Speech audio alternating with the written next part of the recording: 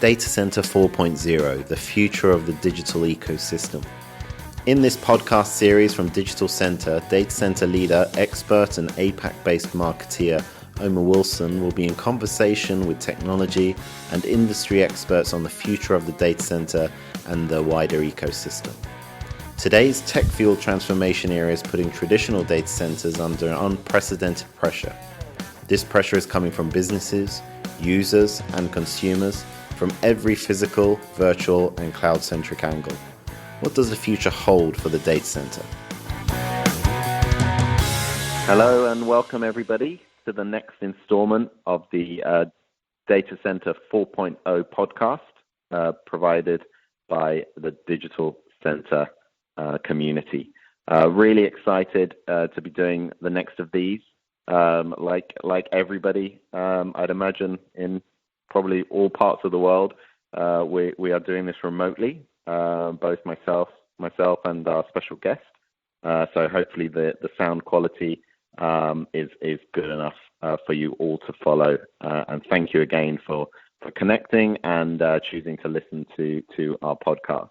Very, very happy to let you know that our guest today is one of our core, I would say, steering committee members. All of them are core, but this organization has been there from the start, and we've done one podcast already before. It's Mrs. Mei-Ann Lim, the director at the Asia Cloud Computing Association, ACCA. Mei-Ann, hi, how are you doing? Hey Omer, how are you doing? I'm glad Good, to hear from you. It is indeed quite a sad situation for us all being stuck at home and having to make all these phone calls. It's really a return of the telecommunications era for all of us right now, isn't it? It certainly is. And we're really in that period where everything is remote and, as you know, digital, online, and everybody carrying on as best they can. So very topical at the moment, clearly, with what we're going to discuss today around the infrastructure, right? The cloud infrastructure that enables all of the way we currently work and survive. Yeah, every 2 years I get to be really excited about this because the Asia Cloud Computing Association's Cloud Readiness Index comes out for a spiel, and then we come up and we talk all about cloud computing, and it's really a period right now when we're all in either movement restriction orders or some sort of lockdown or really limited movement where we all have to work from home, where we're seeing a huge interest, take up, and discussion around cloud computing tools. And I know that when the lockdowns and movement restrictions orders first started around 2 months ago, we had a lot of discussion around what exactly were essential services when it came to things like data centers and people who were actually providing a lot of that back end support. And it's a pretty interesting discussion because a lot of times people like the governments and regulators, you actually do know that the digital economy and digital tools are core to your economic growth and your economic viability, but it doesn't take until a crisis like this really stops everything to make you actually rethink to see, actually, somebody who's maintaining a data center engineer, technically speaking, can be working from home, but no, actually does need to be actually physically, at the data center itself to look at the maintenance and ensure that certain things are still working. It gives you a little bit of perspective of how central cloud computing and how central data and digital infrastructure has become to our lives today. So I'm very happy to say that, yes, we have launched the Cloud Readiness Index, and I'm happy to chat with you a little bit about it. Excellent. Yeah, the timing is good. The cornerstone, really, of the cloud sector that the index has become. So I know a lot of end users, a lot of operators, a lot of government associations, wait in great anticipation for its publication, and now it's out, and I'm sure a huge majority of the listeners have already downloaded and skimmed through it. If not, I'm sure you'll all get a hold of it after this discussion. Yeah, it's So we're totally very free, fortunate. guys. Totally free. How many things in life are free? That's your incentive. Just go and click download, and you've got it. So Yeah. we're very lucky to have you here to talk through that. So I think, without further ado, let's dive in. Do you want to just sort of set the scene a little bit in terms of what are the big 2 or 3 takeaways from your perspective that people can expect to read through this for those that haven't looked yet? Right. So for those of you who don't know what the Cloud Readiness Index is, it is a measurement. It is a assessment of the preparedness, the readiness of markets around Asia Pacific to use technology tools like cloud computing. We have 10 factors that we measure the economies against, such as international connectivity, broadband quality, sustainability of powers, data center risk, cybersecurity, privacy, government regulatory environment, IP protection, business sophistication, and freedom of information. And we score all of these countries, all of these economies against existing indexes which are publicly available. So if you want to double check our homework, we welcome you to do it. But just trust me, we put in a lot of work on it. It is our 6th iteration in this year already, and the one thing which will probably be most upsetting to people would be that Hong Kong has dethroned Singapore from number 1 and has become number 1. Singapore has dropped to number 2. New Zealand's number 3. Taiwan's number 4. South Korea 5. Japan 6. Australia 7. Malaysia 8, Thailand 9, India 10, Philippines 11, Indonesia 12, China 13, Vietnam 14. And by popular request, we have also scored a number of non-Asia Pacific economies like Brazil, Germany, South Africa, United Arab Emirates, the UK, as well as the US, as simply a benchmarking where you can sort of compare where your own economy stands when it comes to cloud readiness. Coming back to the top level headlines, we're actually seeing some really good moves that have got to do with cloud readiness. We're seeing that indeed cloud readiness is advancing in the region, but over the years, since the last iteration 2 years ago, we're seeing that the pace of the progress for adopting cloud computing and the infrastructure preparedness that economies are making, it's stalling a little bit. This is not a really positive sign, we feel, and that's one of the key observations that we're making. It indicates that some of the countries may have chosen, whether intentionally or unintentionally, they have plateaued in their technology and infrastructural investments at a time when this is needed the most to recover from the economic fallout from COVID-19. I think that this is quite a scary thing to observe. Now, I'm saying that whether or not it's a purposeful plateauing or not, because I know that some countries are sort of pausing their infrastructural development to discuss 5G rollout. And 5G rollout obviously is going to be pretty much an overhaul of a lot of the infrastructure that has already been put in place. So I understand why some of that is stalling, but I think that the timing could not have been worse if we have chosen to plateau a little bit. I'm not sure about your work, Omer, in Asia Pacific, whether you're observing this or not. I do see that there are countries, there are economies who are still investing in infrastructure, but like I mentioned, the ACCA-CRI has observed that some of that has slowed down. But is that your sense as well? Do you see that happening? Yeah, I think it depends on sector, I guess. So in our sector, there certainly isn't a slowing down in terms of either demand or build. So there's the only slowing down to talk of in terms of data center is the construction in various geographies, clearly because of workforce availability, right? And that is very much a short-term one as we see it, and many countries now are actively going through the processes to reopen critical infrastructure projects like data centers are classified.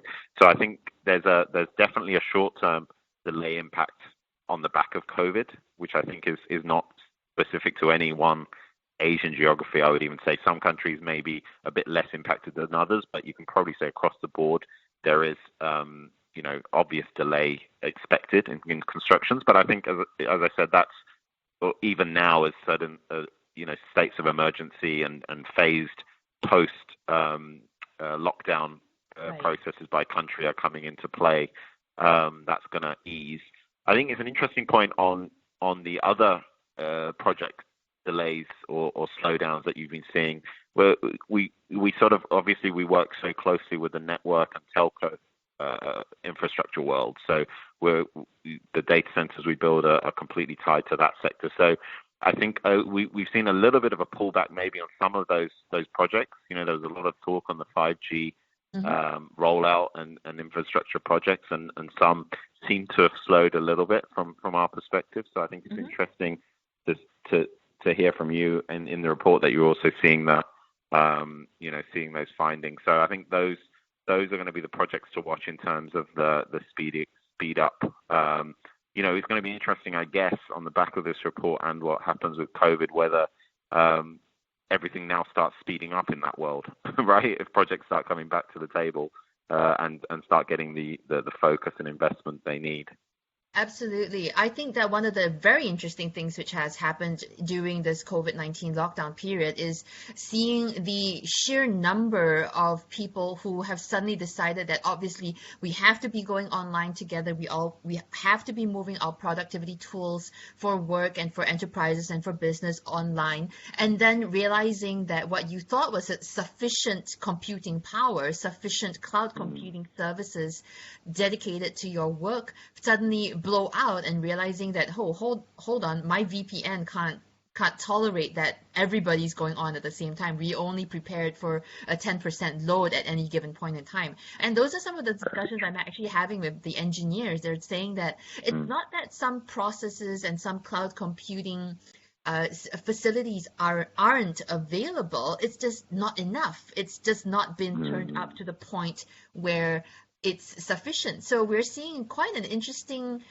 inverted commas, true demand for cloud computing services come online during this period. And I'm actually looking quite forward to seeing what the statistics are when it comes to full use and the increase in the number of people demanding full-body cloud computing services at this point in time. So I agree with you. I think that the demand following, the lifting of lockdowns and the lifting of construction ability, how that's going to play out, because it might suddenly indeed spike quite significantly, and that's going to be it might blow my first observation out of the water, since I've said that the pace of progress is stalling. So I might be completely wrong in about 6 months' time.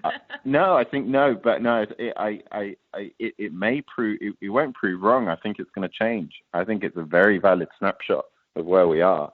I just think maybe that COVID is gonna make the change happen in 6 months from where we are today. So I think the snapshot is probably very, very valid based on your findings. I think your point you make on the increased demand is so true, in terms of the infrastructure and services were there, and they were catering for a certain capacity. As you said, the issue now is that we're just seeing capacities like we've never seen before. So there's two stats I've used a few times just from what I've seen online. One was from a cloud operator who gave the stat, which I thought was incredible, that in this sort of COVID period, which is let's say January to March, right, when China first went on lockdown and then really the rest of the world started following, they saw 775% increase in demand for their cloud services, which I thought was phenomenal, specifically in the lockdown countries. So the first countries plus Italy that went on full lockdown. And then the other one, which was, I think, from Akamai, was there, that shared quite a bit online, was the 30% increase in internet traffic, which I thought, which they were seeing on their service platform. So those are the spikes I think you're seeing in terms of capacity or infrastructure to meet the capacity. Yeah, absolutely. It's a very, I'm really interested in the statistics coming out from the electrical power grid companies, as well as obviously all the cloud companies, because we're seeing inverted commas again, true demand come out of the picture. I read somewhere that the digital transformation that has happened has pretty much compressed, I think within Singapore, like 3 or 4 years worth of digital transformation into 8 weeks. And it was quite an amazing statistic. I've got to dig it up again. I can't remember where I got it from. But this actually brings me to our second observation from the Cloud Readiness Index, because even though we're seeing this, we're talking about the pace of progress, which is the first observation. The second observation that we have started noting, or that we realized, is that a lot of the fundamental core capacities actually still remain quite fragile. There are discussions around, privacy regulations, which remain either in draft form, or in some cases, some economies don't have a privacy regulation in place, nor have they started putting in place something like a data privacy commissioner or an agency to look at that. And that's quite concerning, given the fact that if all of your consumption is going to go online, then the core question around user information and consumer protection and dispute management relationships and settlement abilities, that's all going to come into question. And you kind of need those frameworks in place. So that's one of the core capacities which we're seeing, which is a fragile area. The other fragile area is cybersecurity. Now, I was a little bit hesitant about bringing this up in the report, because cybersecurity obviously transcends a huge, very wide range of things that we can talk about, from system cybersecurity to user-side security when it comes to password management and everything. But the fact of the matter is that cybersecurity continues to remain fragile, and people are struggling a little bit with ensuring that their systems remain positively geared, I would say, and secure, so that people actually do see that actually going online is not as big a risk as I think it is. So it has got a lot to do with the consumption patterns, which will need to be upheld as we again move into a well, I won't say post-COVID-19 world, but recovery kind of economic situation. How much reassurance can we give if the fundamentals are not secure? And this is something which the ACC, again, is our second observation. A lot of the fundamentals for digital economy, for the digital transformation, still remain a little bit shaky within the region. You can see from some of the results that we have in some countries which are a little bit more mature, in Japan, in South Korea, in Singapore, and New Zealand. You can see definitely there are strong positions in place already. But a lot of the less developed economies, I think that needs to be accelerated really, really quickly. And again, I'm not really sure if you're seeing this as well within your work. There's a lot of benefits to regional cooperation, to increase risk management capabilities. I think that there are discussions that can be held to ensure that people and the consumer side of things remain confident in the technology and the IT systems that we're building. I'm not sure whether you're seeing this as well, but this is our observation, that even though the digital divide has sort of narrowed, we think we do have some work in Asia Pacific to do. Yeah, no, I think that's a huge point on the cooperation piece. I guess specifically if you look at Southeast Asia, right, and the fact that individual countries as hubs even more it's going to change, where it's going to be more of almost a bit of a cross-border, cross-data type world now. And Southeast Asia is going to be an interesting example about that, for that, with, Singapore is this big traditional finance and technology and data hub, but then surrounding it, you've got these huge metropolises and new centers of data coming up, like Jakarta, and even other parts of Indonesia, but specifically the Metro Jakarta area. Same in Malaysia, Thailand, and then Vietnam. All these places are going to rise in terms of their own data usage, and then the question becomes the cross-border trade of data between these centers. You're absolutely, I completely agree with that. So a little bit tied to that, and you mentioned it at the start in terms of the rankings, and it's topical at the moment. I think it would be, and I'm sure a lot of listeners will be thinking about that. I'd be interested to go a little bit into the Hong Kong findings, because that's interesting. Trying to get me into trouble over. Well, I know. Obviously, we can't go into the changing nature of it, but it would be interesting just from the findings perspective. There's obviously still fundamental aspects of that market which make it very valuable, right? Which people shouldn't forget, I think. So that would be just interesting to hear. Less obviously obviously there's so much uncertainty, building at the moment, but it would be interesting just to hear from your perspective and the findings exactly why Hong Kong rose like that. So there must be fundamentals there, and I assume China's obviously a big part of that. It's just that it's such a big export in terms of technology companies and activity coming out of China, right? And Hong Kong is still that platform and gateway out, I'm assuming. But any other things from the findings you can share? Well, the findings are arbitrary insofar as they're a snapshot of where Hong Kong and Singapore are in the first instance. I think that where Hong Kong really trumps Singapore, generally speaking, it tends to be in the zone of international connectivity. And that's where I think if you compare both economies, you'll see suddenly, boom, there is a clear distinction here, when it comes to why is it that, Hong Kong in this first instance trumps over Singapore. A lot of the current discussion around the political economy of Hong Kong definitely will play into the risk management or risk assessment of whether or not it remains a viable cloud computing and safe place to do cloud computing work, as well as the control mechanism. So I'll leave that because that's not quite this is not the appropriate forum to be discussing that. But the corollary to all of this is that we're seeing quite a number of, I wouldn't say protectionist measures coming out of Hong Kong, but they certainly look like data localization requirements coming out of Hong Kong. And to that, I'm not quite sure if this is a worry and a pullback from the Hong Kong authorities to see whether or not they can get more, inverted commas, like artificial control over their data.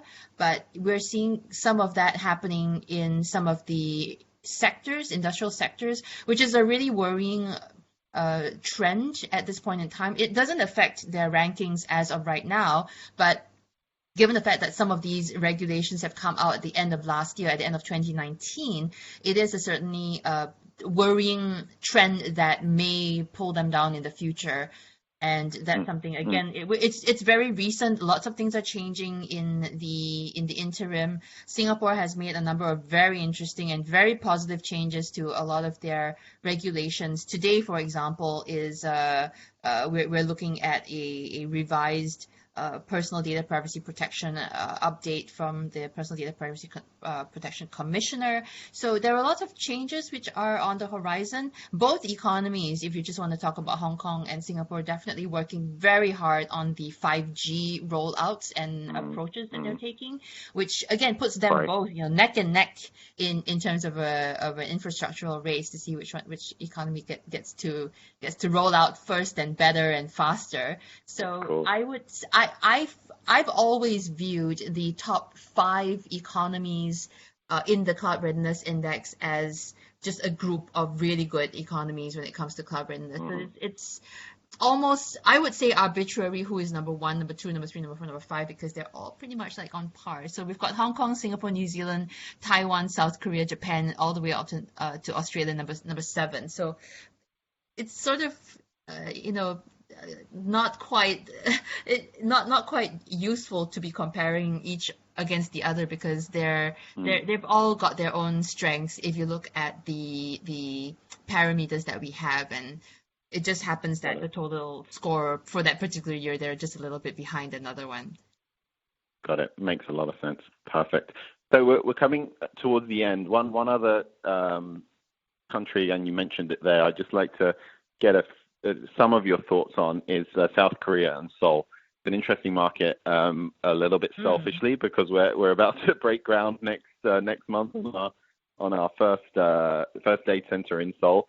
So we're really excited and obviously very focused on South Korea as a huge data center market, and 5G and other technologies are playing such a big part. But it was great just to get your views on the findings and anything interesting coming out from the index on South Korea. Well, it is a very interesting market because it's got obviously national security concerns. They have jumped 2 rankings up, pushing Japan down in the rankings for this year's Cloud Readiness Index. So they're moving up the list. One thing really interesting I find about the South Korea market is that There's another report that I did, the TRPC Data Center Security Index, where we tried very hard to count the number of data centers in Asia Pacific economies. Now, in Japan, there are apparently 200 data centers that we could identify. Wow. For South Korea, big. For South Korea, there were 21. That disparity between 21 data centers in South Korea and 200 in Japan. Now, again, these are publicly sourced figures, so it may not be the true figure, but this is as, I guess, scientific as we can make it. I think that there's a huge pent-up demand, therefore, in South Korea for data centers and the use of data centers. I find that in South Korea there is a very interesting push right now by the government to move everything online, and they've always been very technologically sound. So this is not something new. But again, given the fact that they were hit very early on with the COVID-19 coronavirus, I think that they have indeed pushed a lot more things online, and they're actually seeing again the true demand that will push them towards further data center development, further infrastructure investment, and also the notions behind 5G and all of the new technologies like IoT. I think that that's going to be core to watch when you're talking about the South Korea market. They have been doing a lot of things like the Digital Government Innovation Promotion Plan, for example. There have been improvements in the Personal Information Protection Act, or the PIPA. So again, they're moving very much along the lines of where I would expect a very forward-looking economy to be looking at when it comes to cloud readiness.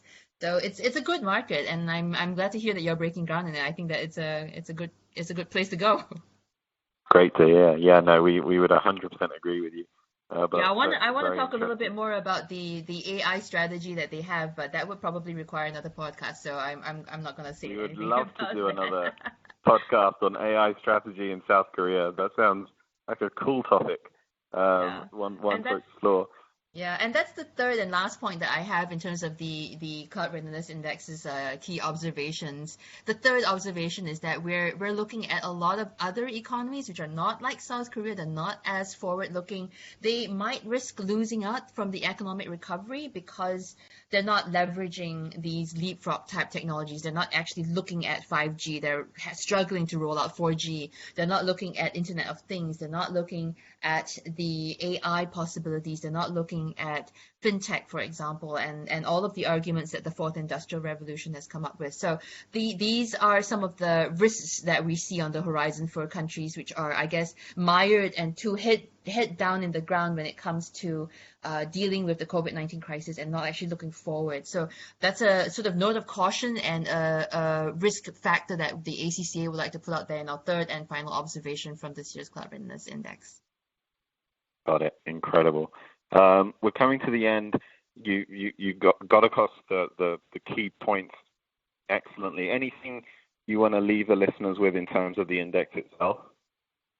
I think that the index is I love it. I always get very excited about it. Every 2 years we release it. It is something which I would love to hear your feedback on. Did we get it right? Did we get it wrong? Do you argue? Are you going to be arguing with us about how we're measuring things, or did we miss out any core legislative and ICT developments that should have been in the paper? I would love to hear from you your opinions about where we got to.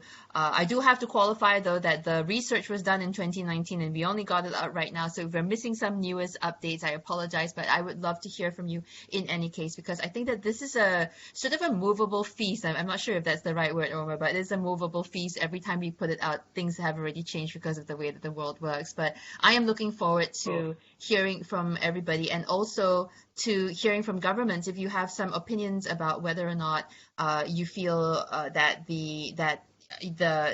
some of the plans that you've made were not reflected. Please let us know as well. Excellent. No, I think that's a call to action for people. Obviously, the report is complimentary and easy to access. I guess the ask is please engage, right? They respond, give us your feedback, read it, and I think it's such a valuable resource for governments and corporates alike, in my view. Yeah, please go download it, and then then I will have your metric. At least you downloaded it, and I'll be happy, because then my view count goes up one. But it is, like Absolutely. Omar said, it is completely free. So really, really happy to chat with you, whomever you are about it. So thank you very much for reading it in advance. No. Well, thank you for joining us, man. As always, such a pleasure. And I never fail to learn something new when you speak with Mayan. So appreciate it. Thank you for your time. Stay safe, stay well. Looking forward to getting a non-virtual coffee with you sometime soon in Singapore when we come through the phases of re-exit. Indeed. Thank you very much for having me, Omar. Thanks, Mayan. Everyone, thank you for listening. Again, the index, Cloud Readiness Index that's just been launched that we discussed today is available via the ACCA website, but also hosted and available via the DigitalCentre homepage as well, and the ACCA section within our site. So please do access it, download it, and as Mayan said, feedback, any thoughts, comments, and responses. Thank you for listening. Please do keep an eye out for the next installments of the Data Center 4.0 podcast. We've got more shows coming up, and we will share information accordingly. For now, please do stay well, stay safe, stay positive, and have a great day. Thank you.